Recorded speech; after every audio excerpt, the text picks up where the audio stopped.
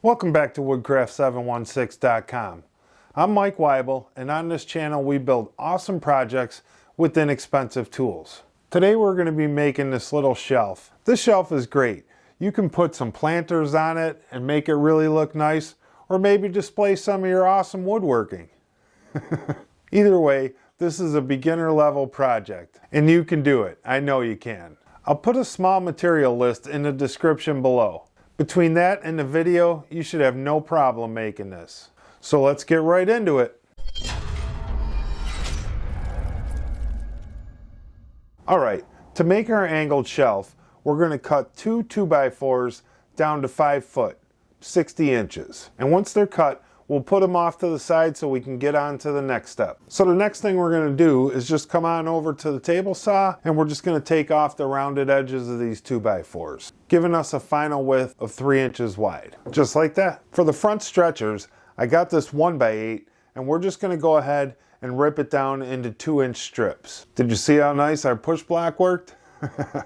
I'll put a card above to a video where we make these really cheap and easy. Alright, we just have this leftover 1x. It's about 3 inches wide, and I'm going to cut it into 4 pieces at 19.5 inches, plus the sides. That'll give us a 24-inch wide shelf. We're going to have 4 shelves, and this will be the back supports on each shelf. Okay, we have the Kreg jig set up, and we're just going to put 2 pocket holes in each end of these 1x slats. We'll use these for a separator in the back of our shelf. And just like that, our pocket holes are in. Here we are. I just came up 2 inches from the bottom and put a mark, and I put our 1 piece on the top and put a mark, divided that into 3, so we get 2 marks, and we're just going to go ahead and glue, clamp, and pocket hole screw these together. And there you have it. Our back piece is all set for now. What we're going to do now is cut the angle on the front rail at the bottom. So I just have the back sitting up here, our front rail sitting here, and I put a square against the back of the unit to make sure it's straight.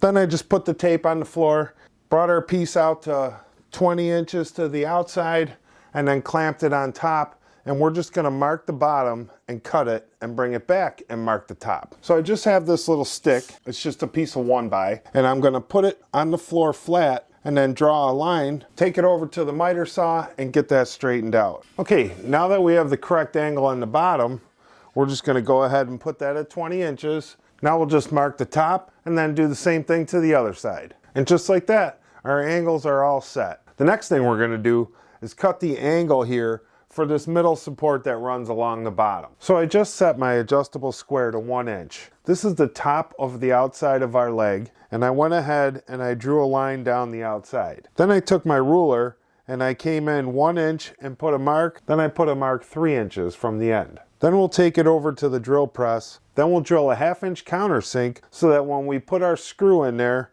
we can plug it with a piece of doweling. And that'll work just fine. And now for the bottom of the outside of the legs. We're just gonna put our brace on there just so we can get a mark. Go ahead and mark it. We'll use our 1 inch adjustable square and draw our line. We'll use our regular ruler and we'll mark it so 3/4 and 2 inch from the end and drill our pilot holes. Now it's back over to the drill press. We're just going to countersink our 2 holes, just like that. Awesome. I just clamped this thing together in its full position. I think it looks pretty good. You can start to see how it's coming together. The reason I did this is to get a good dimension on the shelves. We need to know how long to make them as the unit gets smaller. And the distance in between the 2 center beams is 19.5 inches. And that'll be the width of our shelves all the way up. I think we can get all the shelves out of this 2 foot by 6 foot glued up edge piece that I always get at Lowe's. I just find it really convenient, and the time saving from gluing and pocket hole screwing a shelf together is much faster with this. And so for the little extra money it costs, I feel like this is a time saving issue. So we're just going to go ahead and rip this down to 19.5 inches, and then we should be able to cut our shelves out of every piece. I'm just going to take the cut off and put it off to the side.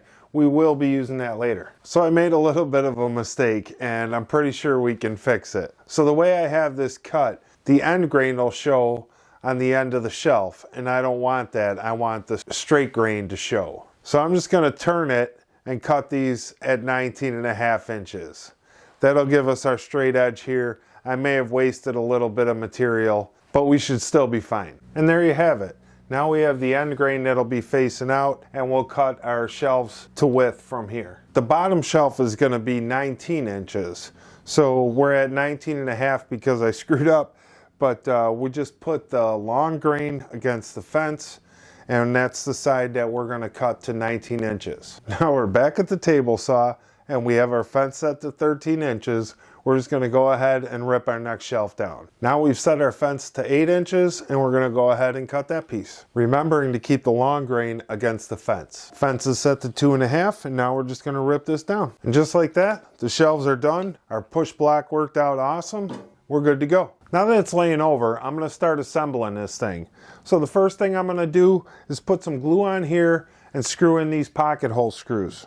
And I'm just going to go ahead and put some marks on it so I know where to put my glue. Then I'm going to glue it, clamp it, pre-drill it, screw it together, and then we'll put our plugs in later. This is the leftover from that glued panel we had. We got our fence set to 1 1/4, and we're just going to go ahead and rip 2 strips out of this thing. These will be for the support in the front of the shelf. Now we're going to need 2 pieces at 19.5 and 2 pieces at 22.5. The top and bottom uprights will fit in between the 2x4s, and the middle 2 will fit in between the 1x. We're just going to put an 1/8 inch round over on the top and bottom of each shelf, just on the front. I got my bench cookies here that I made in a previous video.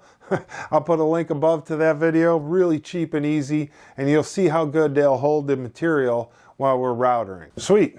These things worked out real good. Now we're just going to go ahead and measure up to the bottom of the first leg, and then transfer that mark to the front. And we're just going to go ahead and do that all the way to the top. Okay, we got the Kreg 720 Pro set up again. If you haven't seen my review on it, I'll put a card at the top of the screen. We're going to go ahead and put 1 pocket hole in each end of the shelf brace, just like that. All right, so I've gone ahead and laid it on its side, and I put a mark a 1/2 inch in on all our other marks so that we can put this in here, glue it, clamp it, and pocket hole screw it. And we'll just go ahead and do that all the way up. All right, we just have it laying here on its side. We're going to go ahead and put some plugs in our holes and get this thing ready to be sanded. Okay, we're just going to apply the glue, take our plug, tap it in with our mallet, and then go ahead and wipe off any of the squeeze out. So what we have here with the adjustable foot is just a felt pad with some plastic and a threaded rod that this spiked unit will screw into. So the first thing we need to do is drill a pilot hole with our 3/4 inch Forstner bit, just enough to bury the head of this. And an easy way to check it is to just put it in there upside down and see if your hole is deep enough. Then I've gone ahead and put some blue painter's tape on as a depth stop for how far this is going to go into the wood. We're just going to line this up and try to drill it as straight as we can. Now I'm just going to take some medium CA glue. This is just super glue, and I'm just going to go around the edge. If you want to try this out, I'll put a link in the description below. So after I have my super glue on there, I just take my spiked unit and put it with the spikes facing in and pound her in. Then we can take the adjustable foot just to make sure everything worked. Screw this thing in, and just like that, we got adjustable feet. Now that the adjustable feet are in and our glue is dried on our plugs, we're going to go ahead and cut those off. All right, the last thing we're going to do before sanding is I just took this adjustable square, marked off 3/8 up, which is 1/2 3/4. I'm going to go ahead right now and put the countersinks in. Once the shelf is in, it'll be glued, and we'll put 2 screws in each shelf just to hold it good in the back. I could have used pocket holes on the shelves, but the very top shelf would have been too short, so I just decided to do it this way. And that's it. Now it's time to sand this thing. We're going to sand the whole thing, top and bottom, inside and out, and get it ready for paint. We're also going to sand the shelf tops that we made earlier, but we're going to stain those, and this is going to be white. So we'll assemble those after. And the last thing we're going to do before we paint this thing is just ease up some of the edges with just regular hand sandpaper. Trying to keep a sharp, crisp corner. I don't want it to be so sharp that it doesn't feel right. And if I could recommend anyone who's building one of these, go ahead and sand it first.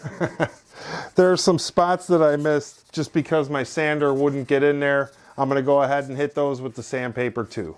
All right, I didn't sand the tops of the shelf because I want a nice crisp line where the shelf meets. Other than that, this thing's ready for paint, and we'll start pre-staining the shelves. We'll be good to go. This thing will start to come together. All right, now that our cabinet's drying, we're just gonna go ahead and apply some of this Minwax pre-stain conditioner. We should always use it when we're using pine. We're just gonna apply it with a rag, going in the direction of the grain, and just like that, we'll let this sit for about a half an hour and then wipe off anything that's left on there. Okay, we're just gonna go ahead and apply this Minwax stain. We're gonna put it on with the grain, covering the whole thing, top and bottom, both sides, and put it off to dry. All right, our stain is dry and our white spray paint is dry. That looks really good. We're just gonna go ahead and put our Minwax polyacrylic on here. I'm probably only gonna do 3 coats. I think we get our best results that way. Put it on with a brush, going with the grain, making sure we get our ends and the bottoms of these because you will see the bottom of these shelves. Lightly sanding in between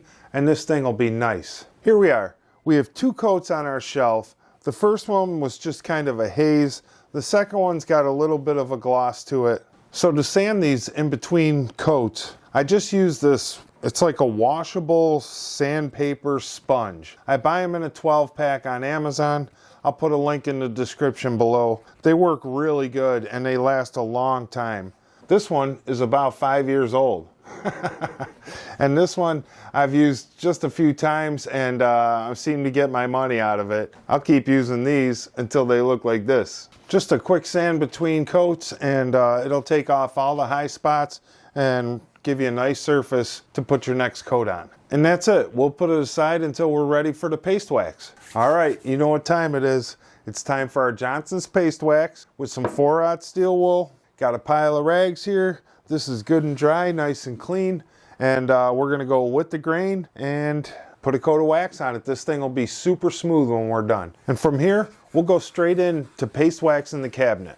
We're gonna cover the whole thing, top to bottom. Anywhere you might touch or feel, we want it to be smooth. I'm just doing it in sections, going with the grain, then stopping, wiping it off, and then making another pass. We'll do the whole thing that way until it's completely done. Add our adjustable feet, and this thing will be ready for assembly. Okay guys, this is where it all starts to come together. We're gonna put our shelf on, and we're just gonna put a bead of glue on the top of the front rail and on the back. I just have some clamps sitting on here so that I can put the shelf in there so we can screw it in from behind. Then I'll shoot a couple brad nails across the front, remembering not to go too far with your glue on the ends, like I just did. Looking at it from the back, I'm just gonna go ahead and hold the piece of wood down in the front and drill my pilot holes in, trying to go as straight as possible. Then we're gonna go ahead and put our 1 5/8 screw in. Then it's just back around to the front where we're gonna put a couple brad nails in here. Being real careful to put our nails in straight. No blow-throughs? We'll do the same to the rest of them. And just like that, our 5-foot shelf is all done. This thing is nice. If I had to do it all again, I probably would have made the top shelf probably 5 inches wide instead of 2.5. Other than that, I think it came out looking pretty good. I'll put a link in the description for any of the products that we used for finishing this thing. And don't forget to subscribe, like, share, do all the social media things that help these small channels grow. I really enjoyed building this with you guys. Remember to always create and inspire. Thanks for watching. We'll see you on the next video.